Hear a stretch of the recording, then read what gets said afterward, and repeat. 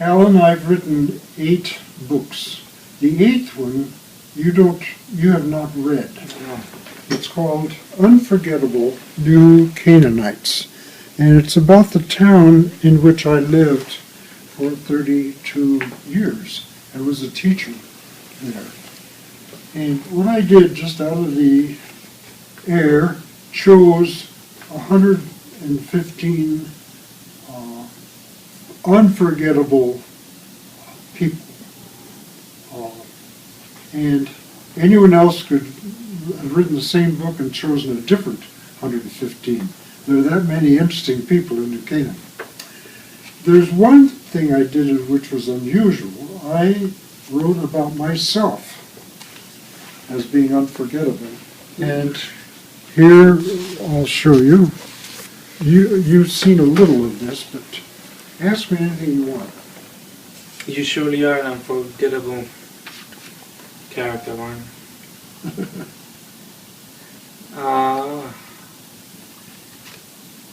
I see Catherine Heigl is in here. Yes. Sharon Murphy. She was in my English department classes. She was? She wasn't in my class. Well, I think so. Letterman. Wow. That's David Letterman. Is there any other one? Oh, so these were all from New Canaan, huh? Yeah. That's a nice car.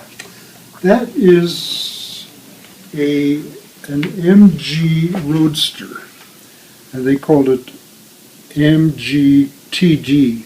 There were TCs, and it had running boards, and it was easy to repair if you were a smithy.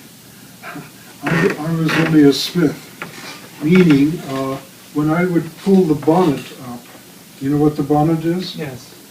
The front cover. I could add battery water or some things I could do, but I really wasn't very good. In fact, when I drove to New York on weekends, I would listen to the motor. It made the same sound. If it went a little funny, where do I get off because I had to go to a garage? And this only happened once. And of course it was late at night, and it was right on the Connecticut-New York border.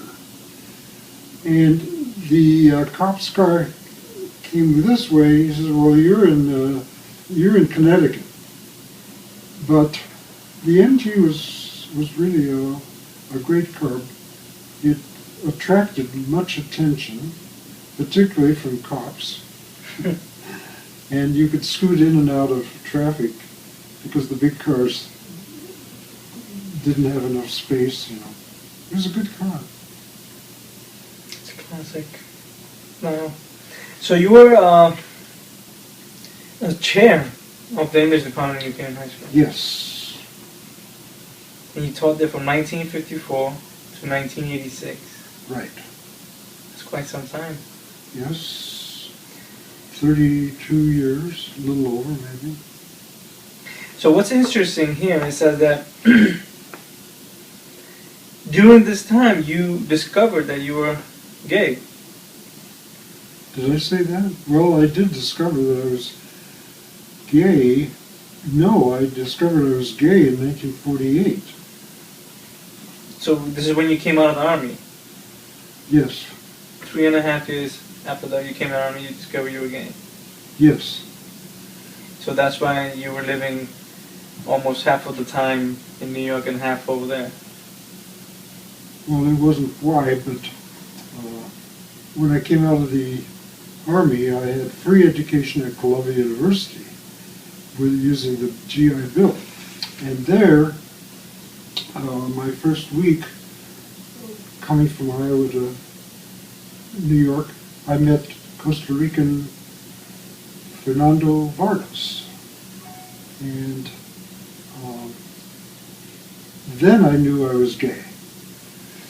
So this is interesting because it kind of beats the typical idea that one knows he or she is gay from a very early age. many people know, and their parents can tell it. Right. My parents know. So you My kind of- parents never knew. In fact, I even took Fernando to Iowa, and they didn't know at all. He was my business partner. And at school, I didn't talk about my personal life. In fact, I didn't talk about being in the Army. Most of the kids didn't know that I was on Omaha Beach. And most of the kids didn't know other things about me, but they all knew that I had a recording studio, because I would take an exceptional student in with me in the MG on Wednesday nights. That was really to pick up the mail and get the checks in order to drive back and deposit them before school the next morning. But so I didn't know about the dangers of even talking about it. I would never talk about it with the faculty. This is the painful part that you talk about. It was, I taught 32 years. Great. I loved it. But what students and faculty didn't know, that it was painful. I was always concerned that somebody might accuse me of being homosexual. And so that was painful. Can you elaborate on that? Like, because of, in New York it was fine. Well, in New York, yeah, and particularly in the recording studio, we met all different kinds. There were many gays, and I didn't even come out to them.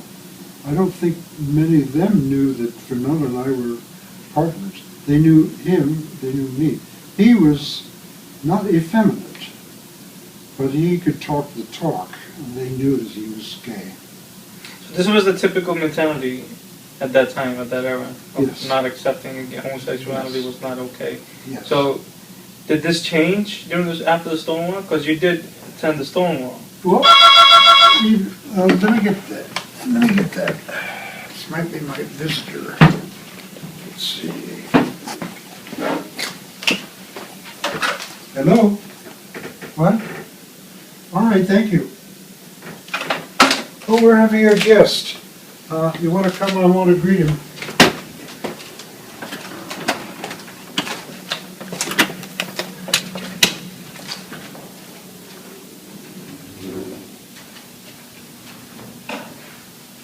This is perfect.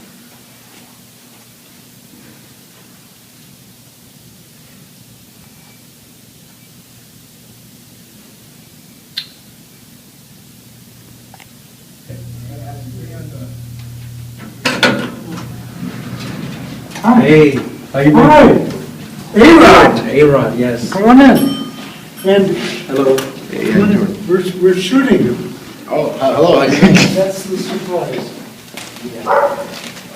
A-Rod, I want you to meet my son number 5. You're also, what's your name? Roger. Roger. Yes, sir. Roger, this Roger. is... How you doing, sir? Alan. Nice to meet you. Yes, sir. Okay, so have a seat. Of course. Somewhere. Just not here. You guys want to sit there? Yeah, we're shooting something and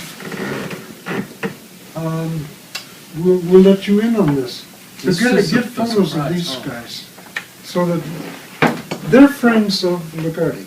Oh, okay. Yeah. Alright. And you went to school with Ligardy? Where? Yeah, Thomas Jefferson is high school. Oh, you went there, huh? Yeah. Okay. That was before the humanities. And where do you go to school, or are you out? Right now I'm in Brooklyn. I'm a junior at Brooklyn College. Brooklyn College. Yeah. How's the campus then? I like it. Campus is nice. It was good. Yeah. We gotta wrap up, fellas. Five seconds. Yeah. Hi, I'm Roger, and I know Ligardy since I was in 5th grade with him. Oh, So shout out to Ligardy, Yeah, guys. same here. Alex, I knew since I was in 5th grade. Childhood buddies.